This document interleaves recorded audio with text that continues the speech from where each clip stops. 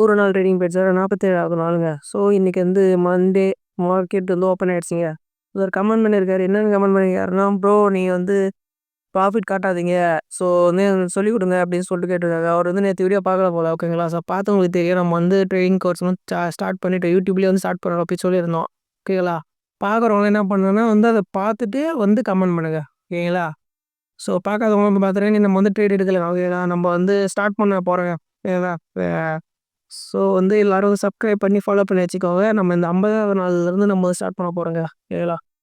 எனக்கே வந்து ஏன் அப்படின்னா ஒரு ஒரு நாளும் எடுத்து எடுத்து போடுறது ஒன்றுமே பண்ணாத மாதிரி இருக்குங்க. ஓகேங்களா.